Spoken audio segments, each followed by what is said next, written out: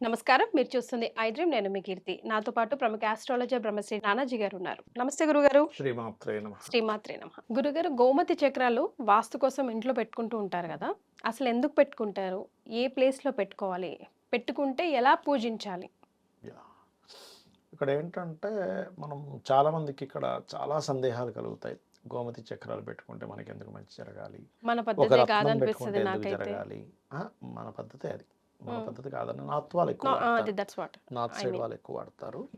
అయితే ఏమిటి? ఎందుకు ఇది జరగాలి అని మనకు అసలేంటి సందేహం. గురుగారు గోమతి చక్రాలంటే? చెప్తాను. లక్ష్మీ స్వరూపంగా పెట్టుకొని ఉంటారు చెప్పాలంటే. హ్మ్.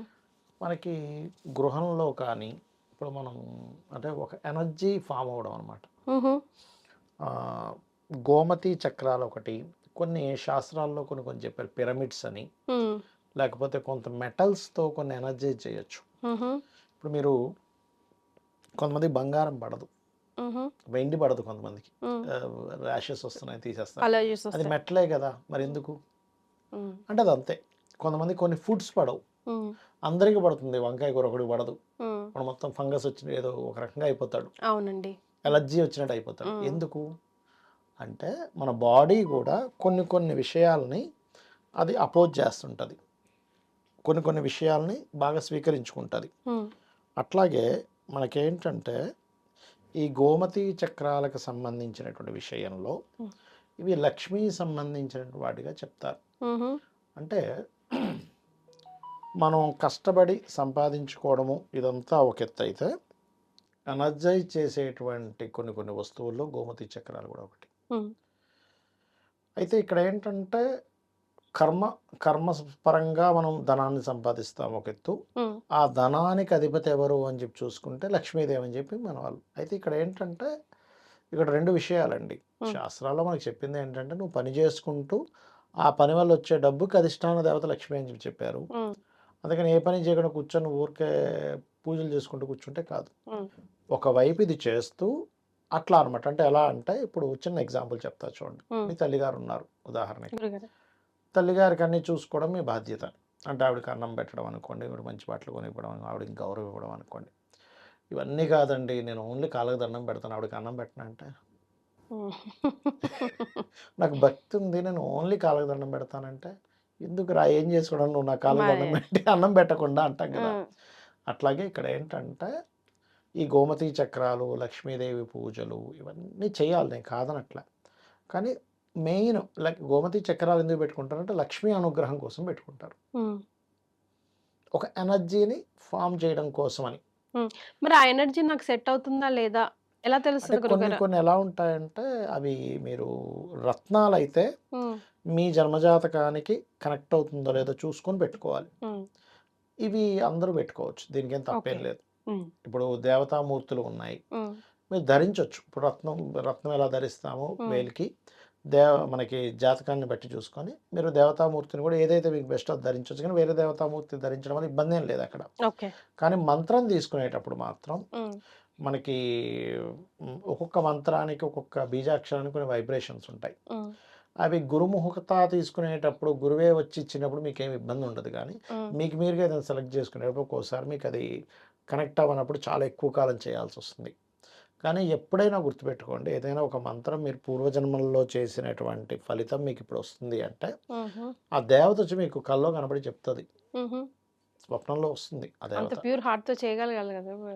ఎందుకు చేయలేమనుకుంటున్నారనేది మనకు తెలుసు. అంటే ఏం లేదు, చాలామంది ఇప్పుడు మీరు ఈ సందర్భం వచ్చింది కాబట్టి గోమతి నుంచి ఇందులోకి వెళ్తున్నాం, హ్మ్. తప్పుగా అనుకోకండి. సరే. చాలామంది ఏమంటారు, "ఏవండీ మేము చేస్తున్నాం గానీ కాన్సంట్రేషన్ ఎటో వెళ్ళిపోతుందండి" అంటారు. హ్మ్.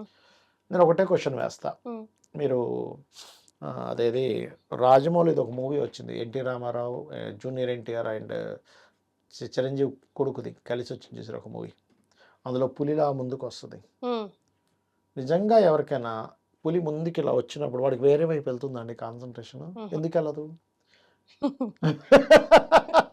భయంతో గుండె అది తినేస్తది ఇంక వేరే దగ్గర. ఆ టైంలో నేను ఆప్షన్. మర్చిపోయానండి, వేరే దానిలోకి వెళ్ళిపోయాను ఎవడైనా అంటాడా? అంటే ఏమిటి? దేవత యొక్క హ్మ్. శక్తి తెలియకపోవడమో, హ్మ్.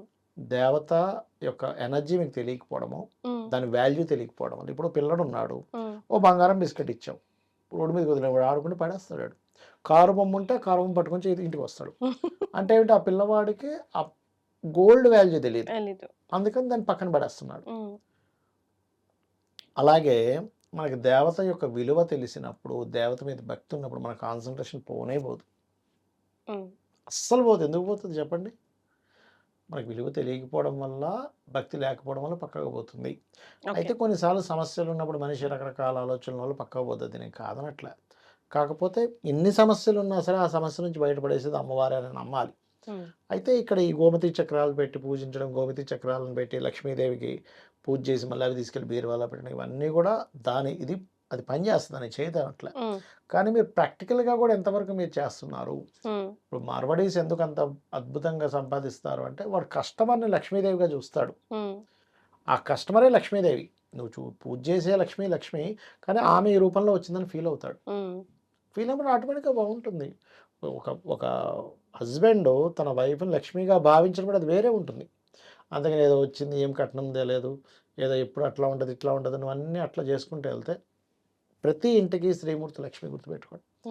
అది నువ్వు పక్కన పెట్టేసి ఎంతసేపు ఫోటోలో లక్ష్మి వెతుక్కుంటూ కూర్చుంటే అట్లా. అన్నపూర్ణగా తల్లిగా వచ్చింది అమ్మవారు, భార్యగా ఇంకో రూపంలో వచ్చింది. అది నువ్వు యాక్సెప్ట్ చేయాలి. కస్టమర్ రూపంలో వచ్చిందని యాక్సెప్ట్ చేయాలి. అప్పుడు దీనికి అడిషనల్గా యాడ్ అవుతాయి గోమతి చక్రాలు పెట్టుకుని పూజ చేయడం అని. నువ్వేమీ చేయకుండా కస్టమర్ని అవమానిస్తూ, కస్టమర్కి ఎటువంటి వాల్యూస్ ఇవ్వకుండా నేను గోమతి చక్రాలను పూజ చేసుకుంటా అంటే ఏమీ ఉండదు.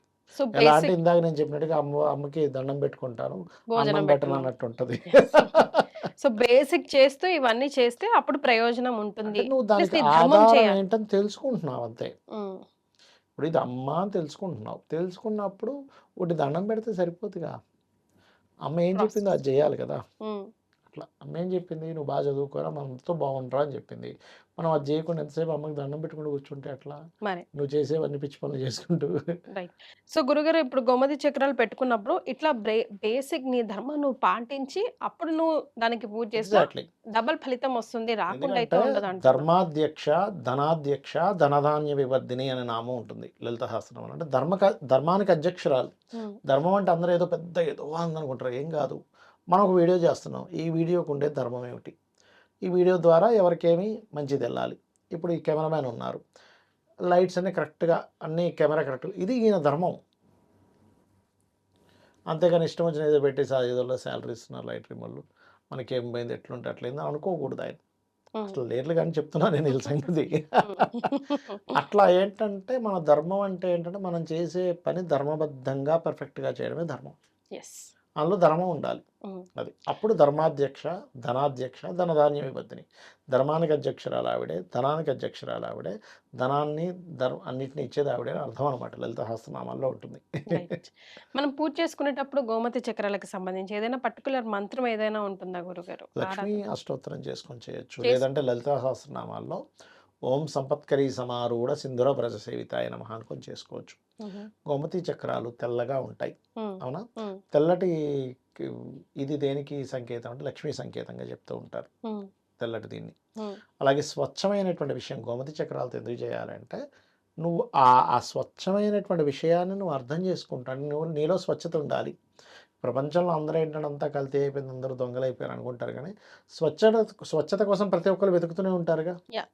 నువ్వు ఎందుకు లోకం ఇలా అయిపోయిందని నువ్వెందుకు కంగారు పడ్డావు? నువ్వు అట్లా ఉండి ట్రై చేయి, లోకం ఎట్లుంటే నీకెందుకు కదా. అంతే గురుగారు.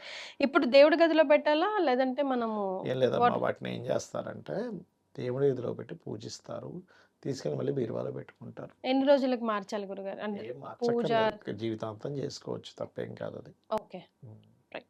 అంటే కొన్ని వస్తువులు కొన్ని పూజలకి కనెక్ట్ అవుతాయి అవి. ఇప్పుడు చూడండి, కొంతమంది క్షుద్ర పూజలు చేస్తారు, లేకపోతే కొన్ని శక్తి దేవత ఆరాధనలు చేస్తారు. ఇప్పుడు అఘోరాలు ఉంటారు, వాళ్ళు స్కల్ పుర్రెలు పెట్టుకొని చేస్తారు. ఎందుకు చేస్తారు? పుర్రెతో సంబంధం ఉంటుంది అది. కొన్ని మంత్ర సాధనల్లో మనిషి పుర్రెని పెట్టరు, కోతి పుర్రెని, రకరకాల జంతువులు పంచ పుర్రెలు పెట్టుకుంటారు, పెట్టి చేస్తారు. శ్మశాన సాధనలు ఉంటాయి, మర్రి చెట్టు కింద సాధనలు ఉంటాయి. అంటే ఇప్పుడు ఒక్కొక్క దానికి ఇప్పుడు సెల్ ఫోన్ ఉంది, ఇందులో సిమ్ కార్డ్లో వాళ్ళు ఒక పదార్థం వాడతారు, అదేందుకు వాడాలి? అరటి తొక్క వాడొచ్చు కదా అంటే దానికి రాదు. అదే దానికి రాదు. అదే కనెక్ట్ అవుద్ది దానికి. ఎస్ ఇది కూడా అంతే ఇది అనమాట. This is very basic, very important point కదా బేసిక్ గురుగారు? అంతే. ఇది అర్థం చేసుకుంటే అసలు అంతే. ప్రపంచం అంతే. అంతే. వెళ్ళిపోవచ్చు అలాగా. అంతే. అట్లా రైట్. అనమాట. శ్రీమాత్రే నమః గురుగారు. శ్రీమాత్రే నమః.